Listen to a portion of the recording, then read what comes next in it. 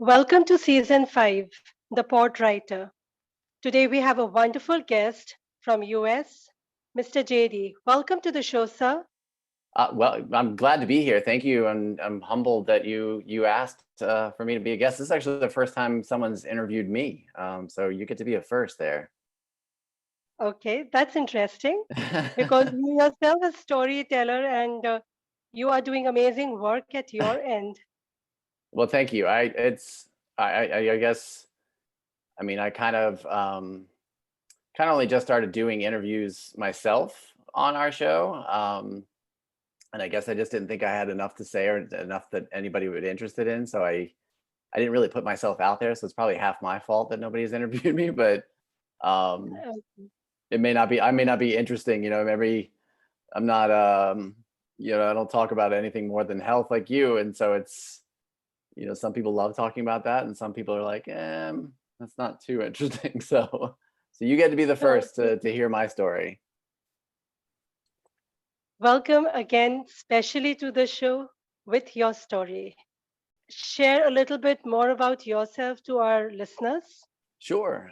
So, like I said, I'm 40 years old, so I've lived enough on this planet. My previous life, in fact, where I met my wife, we were middle school teachers, so teenagers, and that's what I thought I wanted to do for my life was teach. And we finally kind of both looked at each other and said that we didn't see each other standing in front of a classroom anymore. It was just getting to be very draining mentally and physically. And so we both kind of pursued our passions. So hers in the end of oncology nursing. So she deals with cancer patients, and I took health into this direction. So I coach people and teach people in a different capacity, both on their mental health, their relationships with themselves, with others. It's kind of just grown from there. So kind of my own business, something I never thought I saw myself doing. I always thought I'd be somebody else's employee. And this has been 5 years that I've been a holistic health coach. The podcasting end of Mhm. it is relatively new. Only about a year and a half that I've been doing this, and really just within this year, kind of got the hang of it. So yeah, You're doing amazing, as I said earlier also. thank And you. tell me, how did you switch, to podcasting? How did you start your journey? Yeah. Well, I've enjoyed podcasts for quite some time.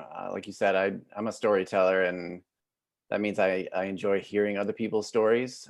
And I don't really have a true genre that I enjoy the most. It's really just, if it's something different, it's something new, as far as somebody's perspective. So I was always fascinated by the concept of podcasting, but I just didn't have.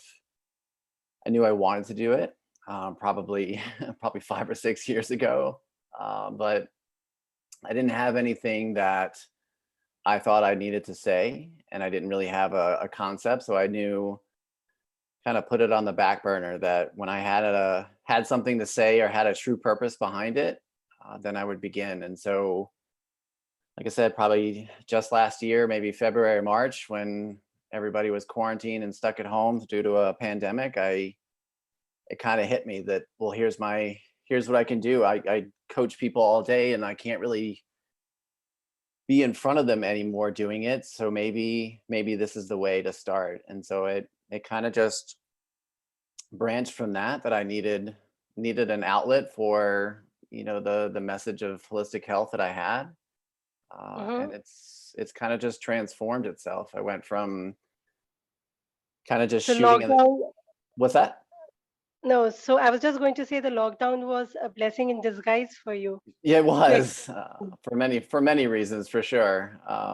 But I've always been. It's what I enjoyed the most about teaching, was those chaotic moments where, everybody else is kind of running around with their heads cut off, and I kind of always have been the one to find the center of calm. So it kind of was like, okay, what's the next step, and what do I do from here? And that was it. So I have a $30 microphone and a computer that I've had probably since 2013, and I uh-huh. make it work.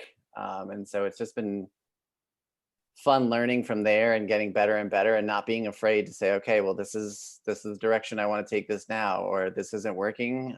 Let's try this. So it's really just kind of within just this year alone that I've really tried to really found my voice with it and understood that this is how I see it going, rather than when I began, I felt like I was just chasing topics and chasing ideas. And it didn't feel organic. So it's really taken that time to grow into it. And I think a lot of people kind of miss that part of the journey, that they just want it to be successful, whatever it is, right away.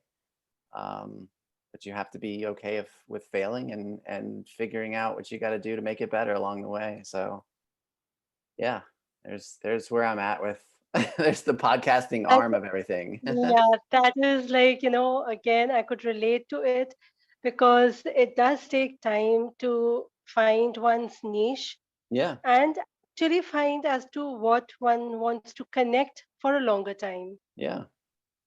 And I think, So that, you can kind of get wrapped up in, what everybody else is saying. Well, this worked for me and this didn't work for me. And then you're like, oh, okay, let me try that. And then you get so far down, the rabbit hole, so to speak, that, you forgot why you started in the first place. And I think that's kind of what I forgot in the beginning, that I was, finding topics that were like, oh, I bet you people would love this. Like, let me talk about, how to burn fat, and let me talk about, the best recipes for the holidays. And I'm like, I don't enjoy any mhm, of those things really, enough to talk about it. I mean, if you ask me as a client, sure, I can tell you those things, but not passionate about it enough. And then I kind of just stopped and paused with myself and realized that, wow, I read all these types of books, or I listen to all these types of podcasts and articles, and I just started writing down topics that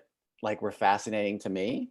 And I forgot about, to some degree, I mean, of course, I want to make sure that, the listeners enjoy it, but I forgot about, to some degree, like what people like really wanted to hear. Like, were people telling me that like they needed to hear this? And I started to just put in people's ears what I felt, personally, passionate about.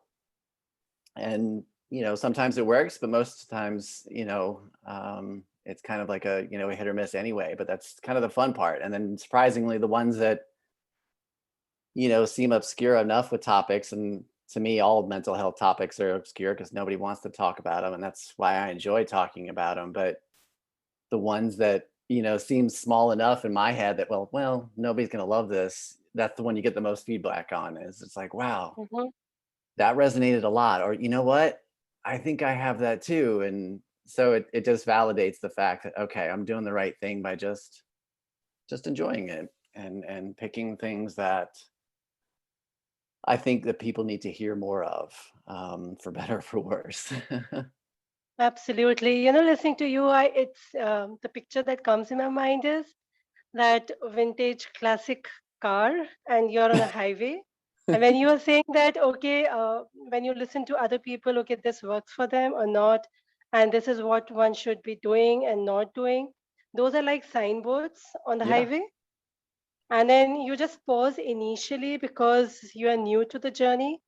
And as you gain speed, all those, just bypasses and you're on your own. yeah, yeah.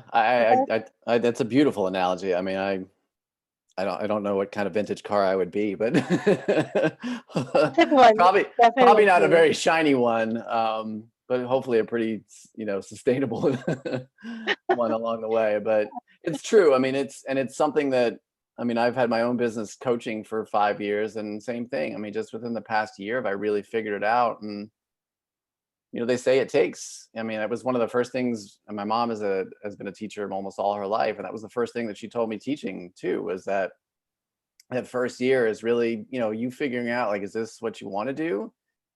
And then by the time you hit 5 years, you either, this is where you're at, or it's time to rethink it. And it's true. I mean, I did the same thing when starting my business. It was like, well, you need to have these types of emails and this type of image and this type of this, that, and the other thing. And I forgot why I did it. I mean, if you asked me, I told you like, this is what I want to do.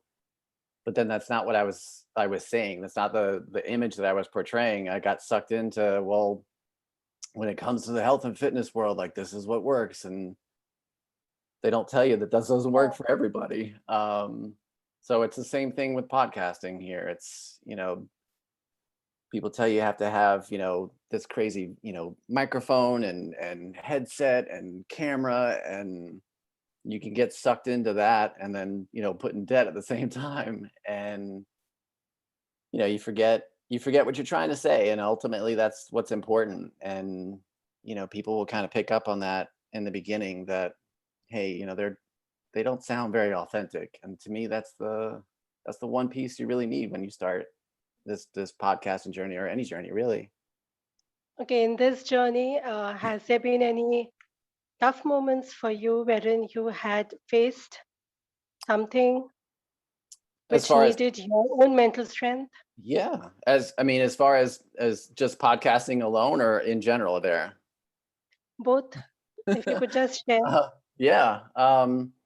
Personally, I mean, I've had numerous moments, I'm sure, in my life, big and small, but I think the biggest one that kind of shook my ground, I think anybody, can tell you that they can, in the most dire situations, they're going to act this way, or they're going to do this, but you really don't know what you're going to do until your entire path has been taken out from underneath you.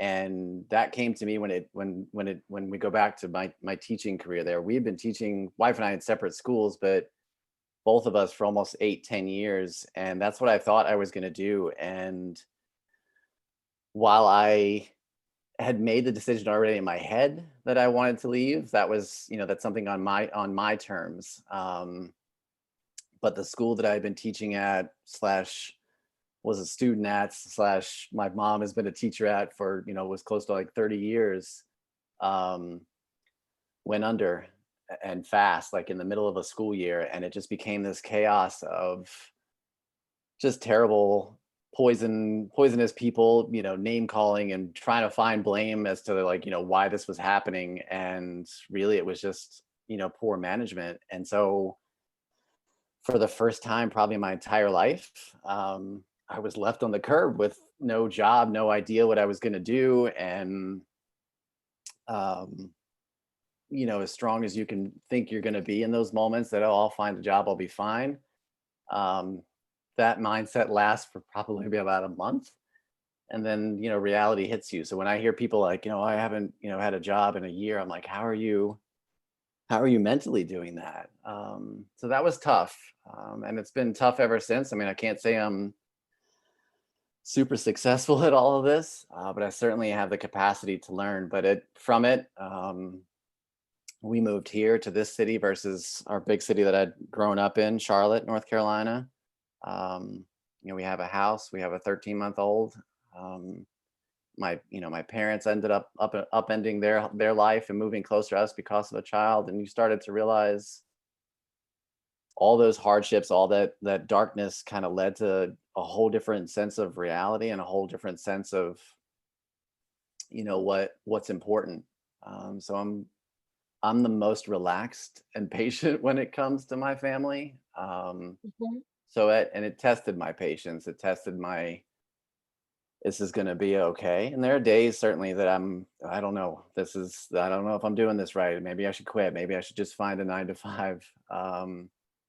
But then, it just takes one, you know, one compliment like you gave me. That'll last me for the rest of the week, that you're doing great things, because you don't get to hear that, and people forget to say that to others, whether that's thanking them for doing the dishes, or something bigger. And I think, I mean, it's like I said, my wife works in oncology, and she works for a large health organization, and that's one of her biggest headaches, is the fact that people don't really appreciate what you're doing, whether that's management or patient. And I think that's what I'm grateful that I get to experience, probably more than most people, is that no one's afraid to tell you that, you know even if it was something small, that, hey, you're doing great work. And it's like, you have no idea what that meant.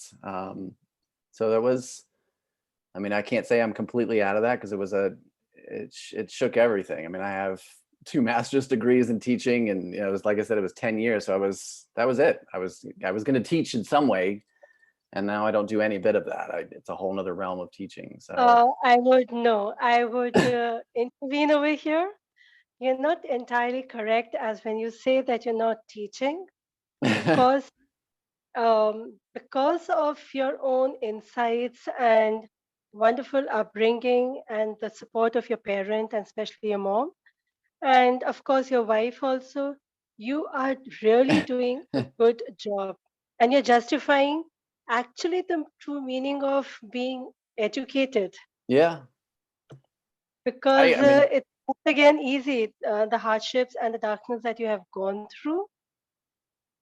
After hitting the reality part, you bounced back beautifully.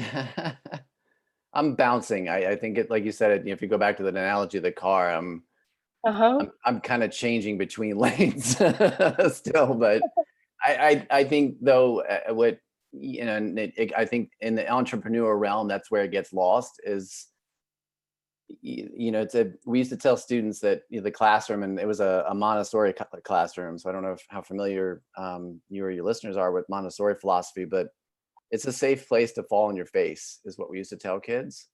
And that just because you need help doesn't mean you're not worth helping. And I don't think I really ever paid attention to that possibly being relevant to me personally. um but it is. I mean, you're absolutely right. It may not be teaching as far as a classroom of 40 teenagers running around, but it You've just upgraded yourself. it like adults, well, you can go across the timeline of individuals. I mean, being a parent now, I can definitely see that. He's 13 months old, but even at 6 months old, he was very resemblant of a teenager. And when he's a teenager, he's going to be like an adult. So it's interesting to see. And it puts everybody wants to see the kid walk and talk and do this. But I'm like, wow, did you see what he just copied from me? And you realize right there that teaching is kind of everywhere. So no, I may not be the educator or teacher that when it comes to mind when you see it, but no, you're spot on. Teaching in a different way for everybody who You're wants to hear teaching, my voice. yes, so you're teaching in an unconditional way. Yes, you're absolutely correct. That's interesting. And how did you cope, especially? Were there anything that you did or people you reached out? Like you said, I mean, I'm glad you picked up on that, because I didn't really say that out loud. So that's good. That means it's exuding off of me that I have a support system. And I have always known that I'm extremely fortunate to have a mom and dad and a brother that are so supportive of everything that I do, even though it's still taken all this time to convince my mom of what I do. Even She's a teacher after all. yeah, I So mean, she they gets come it. with a, understand, they come with a different PDF file only. They have a different vision of what Absolutely. and they just want, and I know where it comes from, at least, that they just want to know you're okay. So I've figured out that that's really what they want to hear. But I have, beyond that, I am extremely fortunate for them, but ever more fortunate for my wife, for the fact that she and I'm a pain in the butt, I'm sure, most days, but when I am anxious or overwhelmed, I'm more of a pain in the butt. And I never have taken advantage of that. And I think that's something that people have to kind of take in mind when you have two different dynamics of a household, that one's kind of doing their own thing and one's comfortable with a 9 to 5.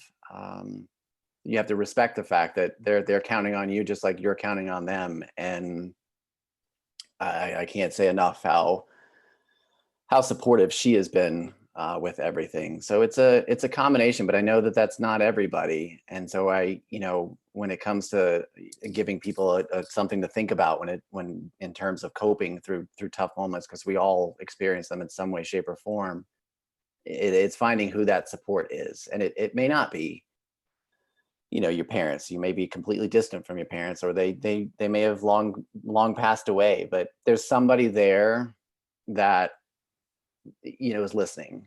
And that's been my biggest key. And that was probably instilled with me, when I was younger, that how important family is. And you see it now as just the three of us as a family, and what we want for him, and how important that is to see family and be a part of family. So finding that support and finding that person to help you with that support is probably the biggest, because it's easy to turn to addictions of drugs and alcohol, or just laying on the couch and not doing anything. It's easy to get sucked into that, but somebody needs you, and they need you to be on your game. And that's what my support staff reminds me of. That's nice. And hats off to your wife also for doing such a valuable and precious work It for the is. humanity at large. And say my regards, and from all the listeners, on behalf of all the listeners, regards to her. Thank you. She's pretty amazing at it. It's something that she lost her father years and years ago to cancer, and it was something that she chose because of that. And it's kind of just fell into her lap, because it doesn't necessarily. I mean, she started nursing, way later than most people would. Most people do that straight out of college. So it was just kind of starting from the bottom up, and kind of fell into her lap that there was an opening in oncology, and she's been doing it ever since, and growing with it. But if anybody can withstand that kind of overload of other people's trauma, it's her, because Mhm. it's not. In fact, my most recent episode is because of her, that compassion fatigue. And it's something that I probably had as a teacher, something that my mom has as a teacher, and something that my wife never really portrayed until maybe a couple months ago. And it was like, oh, everybody does have a limit. And I don't think, we thank our healthcare workers a lot. And I for just being there and showing up. But the amount of weight of the world, and their suffering and emotions alone, let alone the physical ailments they're going through, that weight Absolutely. is on the healthcare workers. So thank you. Yeah, it's beyond the words. Like one can express the gratitude part for the Yeah, selfless work they do.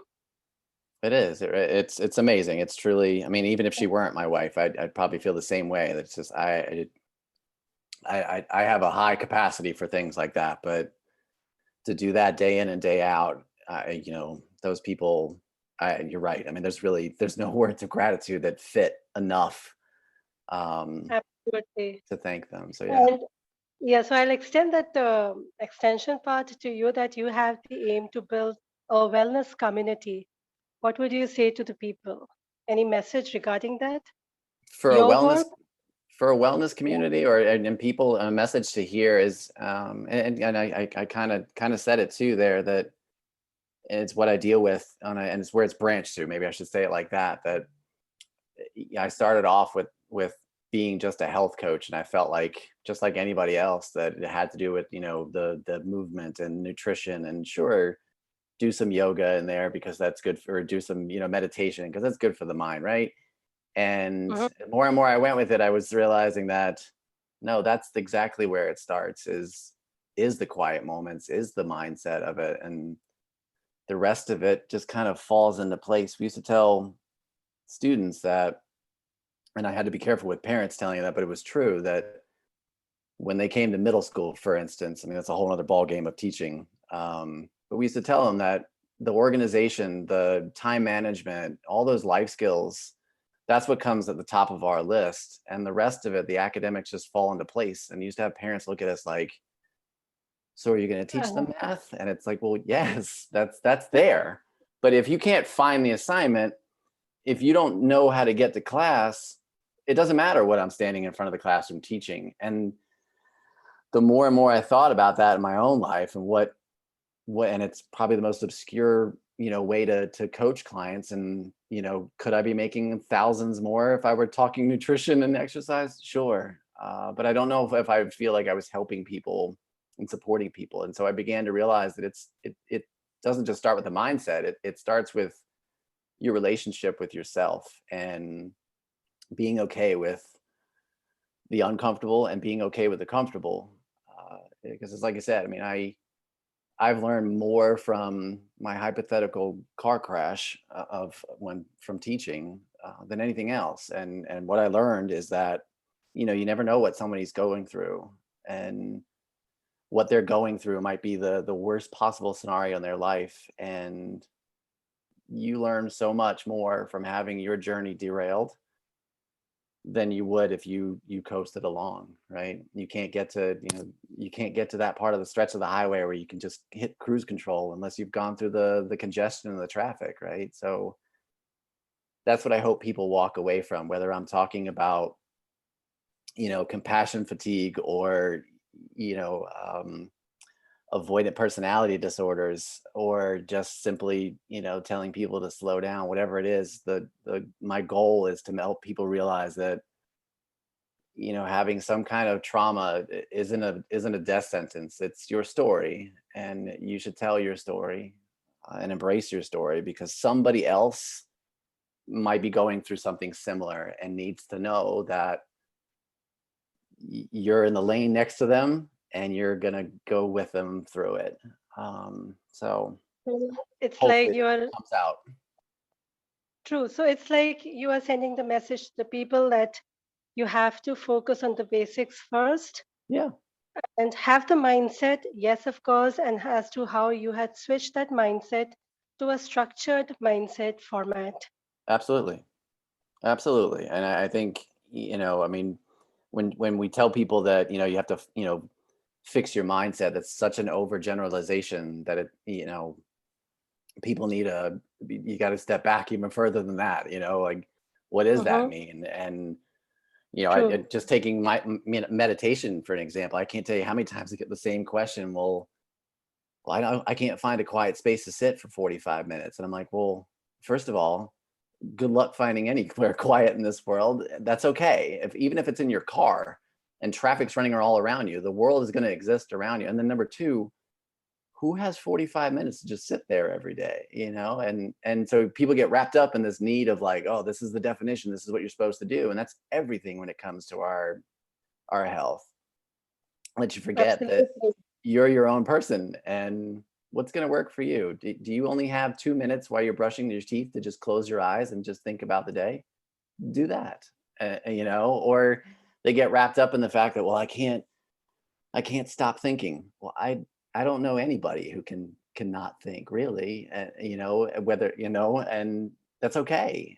Whether you're thinking of good things or bad things, it all happened at some point in your day, and now you're aware of it. So I think helping people understand that finding your mindset just means essentially finding who you are, and finding what's valuable to you, and starting there. So continuing from the mindset part, so having a change or a shift from a regular mindset to a structured mindset, what would you like to say for our podcasters? Any message, tips, or uh, y- some quick? yeah, I mean, I probably have a lot to say now versus before with it. Like I said in the beginning there, that I was very easily wrapped up, and it's not hard to do that. You see this person or this, that person, and they look like they're the expert in it, and they very well maybe, but you kind of get caught in the, with just what they're saying in that moment, and there might have been a bigger conversation that you missed. And so it's like, you feel like you got to change everything, and oh shoot, like I should have bought this, or I should have done that. And what do you mean I shouldn't have a video post? And like, somebody told me that worked last week. And I think the biggest thing that I've learned that is the most helpful is to never lose sight of what your mission and what your message is for your show. Because no matter what genre, and obviously more certain genres are more attractive than others. But I see a lot of shows that they start off great as far as like what they're saying they're about, and whether that's they're talking about 80s movies or a true crime, but then just in their description alone you don't have to listen to it. It's like, or whatever else we want to talk about, and stick around, like this might be fun, you never know what we're going to say. And that's fun if you were sitting at a dinner table having drinks with somebody, that the conversation goes all Hmm. over the place. But I think it speaks a lot to the fact that, and not everybody, I mean, that if that's your show and you said right from the get-go that you're going to talk about any and everything, and the name of my show is any and everything, then I got it. Then that's what's happening. Or True. if you're trying to in my space here that I'm talking about mental health, it would be, for example, if I just all of a sudden felt like telling you the fact that my hockey team lost yesterday. It's, somebody may have wanted to hear that and felt me on that, but I threw you off in general. And over time, I think people, that's when you check out of podcasts. And I certainly do that on a daily basis, which shows that I've listened to for years. All of a sudden, they didn't do anything wrong, but you can feel their focus has shifted. And it takes time to find what that focus is, and that's okay. I think that's part of the process. Like I said, I mean, I've changed my name, I've changed the cover art over the time, and I feel good about where I'm at now. But you have to be okay with that. But I think, aside from just the technical pieces, because like I said, I mean, and I certainly probably don't sound great, but I didn't spend a lot of money on a microphone, for starters, because I didn't know if this was going to work. This was something that I wanted to keep doing. And so you shouldn't spend a whole money on this, that, and the other thing to produce your show until you know for sure, like, this is where you're at. So I think the biggest advice that I can give to podcasters or anybody thinking about becoming one is just to, before you even think about the name of your show, or even what the cover art's going to look like, really, really understand the message that you are going to give to people every single episode, and commit to that. And beyond that, what's your stamina for that message? It may sound like a cool topic, but is it going to, after 10 episodes, you're going to start floundering and trying to figure out what the heck you're going to say next? Then maybe this isn't a good topic. Or maybe it's that type of show that you just did those 10 episodes. And so it kind of stems from that I see people, I mean, just burn out all the time in various areas of life and work, that and feel like they have to share it. Well, we're going to start, I can't post every day on Instagram anymore. I feel like I need to take a break. Well, nobody told you that you need to every day. So it's okay to do that, or, they start out, launching an episode. We're going to launch an episode every Friday at midnight. And then they realize that they have a life and they can't all of a sudden do that. And so I think really sitting down with yourself and going, okay, what can I commit to and be consistent with? And everything goes from that point. And you figure out right away that how to fit everything in. I mean, I fit everything work wise, podcast wise, life wise into 2 days. It's Monday and Tuesday is the only day I get without my son, and then the rest of the week I'm stay at home dad. So I have to think right away, where is this going to fit, and how is this going to fit, and what can I commit to? And it branches from there. And certainly, in a couple of weeks, in a couple of months, that's going to change as he gets older. But you have to take a look at all of your schedule, and not just what your life is about for you. There's other people that's involved. So that's probably the best advice that I've picked up on. Certainly there's got to be better advice. And I haven't been doing this long, but now I'm sure that the podcasters or those who want to start on this journey or path they will benefit from what you have just shared. And if I have to encapsulate what you have just shared, it sounds like a plan, Yeah. and the podcast that you intend to publish and go along with should have some meaningful message. You should be committed.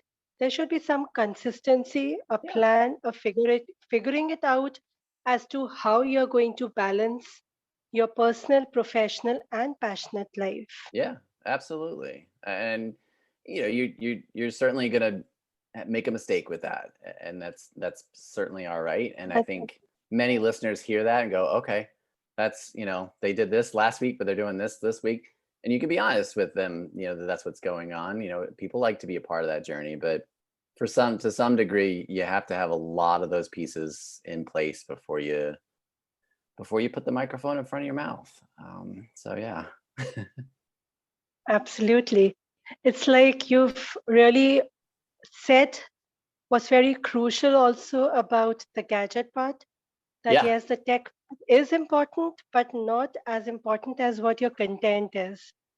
Absolutely. I mean, it speaks. I mean, I think it's valuable advice, for any area, but especially here, when you're coming to content creating that, a lot of, and you see it all over the place from YouTube to podcasting to just posting stuff on Instagram or wherever, that people just kind of throw it out there, and if that's your genre from the beginning, then people understood that. But if it's not, then you're going to start confusing people and losing people, and people pick up on that. People have very short attention spans, and if you're not clear from the beginning, that you don't have to have a suit and tie professionalism, but you certainly have to have some level of professionalism to keep people around. They want to know that you've got some semblance of your life together, because they're listening to you for whatever reason, whether that's advice for what movie to watch next, or what tip they should have for eating right over the holidays. That people are listening to you, and if you're bumbling and don't feel confident in what you're saying, people check out fast, and you don't want that. Very true. So, any funny moment you have experienced through your podcasting journey, or anything else besides Oh, podcasting journey I that you mean, would I've like to share? I've got a pretty funny life, really, most days. Especially if you stuck a camera on me and watch me chase around my 13-month-old. Um, but as far as podcasting goes, I mean, there's another one. You could stick a camera in front of me and watch me how many times I hit the reset button, or have to delete this, or talk to myself and go, "What were you saying? What? Get it together. Get it together." But I had probably the best moment that gratefully turned out, and we'll see. I won't expose what episode that was, but one of the interviews I had early on, like I said, I only just began them this Mm-hmm. year, because that was something that you see a lot of in podcasting, and sometimes if you follow certain shows, that same guest is on like 3 or 4 different shows, and it's like, okay, how many times can they say the same thing? And so I told myself that I didn't want to do interviews right away, but if I were going to do it, I really just want to hear people's story. Like, I don't care who you are, how famous you are, how not famous you are. I just want to hear their story. And so I just sent out people that I felt like I wanted to talk to, both in my social media following, and things that I had read and whatnot. And one of the people that said yes, and I was like dumbfounded from day one that they said yes. They came on to the show, and I had everything set up. I had done like several interviews before, so I didn't change a thing. So I went through the whole interview. We had such a great conversation. They were so into the questions, so floored by the questions, like, this is great. And then I ended it, and I clicked end on my end, and I realized that I didn't even have their microphone turned on the whole time. So Oh, I heard I heard everything that they said, but I didn't record anything that they said. Yeah. And I knew it like right away. Like, I wasn't like, stop recording. I put everything down. Like, that was amazing. Let's go out for a walk and enjoy the rest of my day. I knew it the minute I hit the button, and I was like, oh crap, Oh, what the heck did I like, do? So there was my words, there were my questions, there was my reactions to everything. So I messaged them so did really you quickly say, and I said, look, here's what mhm, happened. I'm so sorry. If you don't feel like you're up to it. And I didn't want to, they were, I mean, not this time difference like you and I, but similar in the sense that it was a good distance that I have to ask for a different time period from you again. And I said, mhm, and I know that they were busy in their own lives. I was like, I don't want to take up any more of your time, but if you're up for it, I can send you the questions, and if you wouldn't mind just recording them, and I'll piece it together. And it turns out that it was probably, and I will not disclose which interview it was to see if people even pick up on it now that they heard it, but it was probably the most beautiful editing job I've ever done. Because I mean, and they, I mean, beyond what they do otherwise, they also have a background in acting. So they were, mhm. even in just their answers, they kind of remembered how they They reacted, were and they were like, comfortable, right? "Oh, that's a good question, JD. I like that you asked that." So they were very good about kind of acting that they were there. So thankfully it worked out. But that's probably the most embarrassing, and it's funny now, but I remember the rest of the day, like my wife looked at me. She's like, well, what can you do about it? She's not tech savvy like at all, and she admittedly, but she was like, what can you do? I'm like, I hope that she's gonna say yes to this.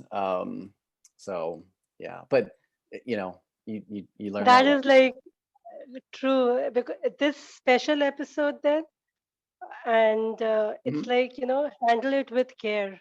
Yeah, I mean, it's gonna happen, and I mean, I will never not be nervous now from when I do these interviews, no matter who they are. That it doesn't even matter what questions I have for them. Like, I don't even care about the questions, because I want it to be a natural conversation. But Hmm. you can control as much as you want with the technology, but I mean, just like when we started, I mean, I didn't do anything different. I was sitting on the computer right before you, and I could hear everything from my computer. And then all of a sudden, it was like, no, your microphone's not going to work right now. So figure that out. And I mean, every day. Um, so it's a good lesson in how not to trust technology too much in what we do. That there is a human aspect that you can't forget. So there's what I got to take away from that. Embarrassing, and It's always an experience which counts, yeah, and that enriches the person. yeah, absolutely. It was really nice listening to you, Oh, your thank you. journey, and your path. And thanks a lot for your valuable time. Oh, absolutely. I'm like I And said, I'm truly grateful that you even asked. And like I said, I mean, this has been a great first experience as being on the other end of the interview. So thank you so much. before we wind up, Yeah. if people would like to listen to your podcast, can you share the social media handles and or any website they can reach out? Yeah. So I'm more active on Twitter when it comes to the podcast. And that's at Health Talks Pod. Um, there's no JD involved with it. They didn't like that was too many letters. Um, so that's at Health Talks Okay. Pod. Um, I think, yeah. And the website. So, like I said, I run a health coaching business on top of everything. So it's kind of an extension of what I teach clients every day. So it's Veritas. So VERITASFIT, veritasfit.com/podcast. And you'll see every episode has a show notes, but there's links at the top of the page to listen on whatever player that you choose: Spotify, Apple, Podchaser, Good Pods, whatever the case may be. But either way, stop by, say hello. I always like having conversations with people. So Thanks a lot. And I will be sharing these links in the post so all the listeners will be able to have them, they can reach out yeah, easily. absolutely. I'm always an open door, to have conversations with people. I mean, I understand it with some people that they have their chats like closed. They don't want a bombardment of people. But at this stage, with not so many people knocking down my door, I'm always welcome to listen to people, to hear people, and get feedback, because this is about your journey, not mine necessarily. So thank you. Thanks a lot. Thank you so much. All the best for the journey. Take care and be safe. Thank you. You do the same, and have a good night. Thanks a lot. Yeah, bye. This was JD Murgolo from Durham, North Carolina, USA. Being a teacher, he had all the skills to understand the nuances of life. The hardship and darkness in his journey were highlighted when reality hit him. He shifted his domain from four walls of the classroom to an open arena where he aims to build a wellness community. Along with his wife, who is a pillar of support for him, he has a brother and loving parents. The belief in the ability to do things so as to grow is the crux that he advocates, and he shared this that one needs to have a structured mindset. Destiny embraced his talent in the form of his venture, Veritas Fit, and his growing podcast, Health Talks with JD. His mission: to build a wellness community, as I just said, where individuals can feel supported and find resources as they try to live a healthier life. His motto is to develop a mindset that people deserve a chance to become healthier and happier. Each one of us is valuable, no matter how tough the journey. JD also said that welcome to the storm, and he believes that we all will be able to cruise if we have a proper mindset. That is the key to all the things that we understand and do in life. On that note, I would also like to just add that whatever tips he has given for all the podcasters, they are very valuable. Do listen, make a note, and practice. So, that is all for today in this episode. Hope to see you all in my next episode, same time, with another amazing guest and their story. Till then, take care and be safe. Bye.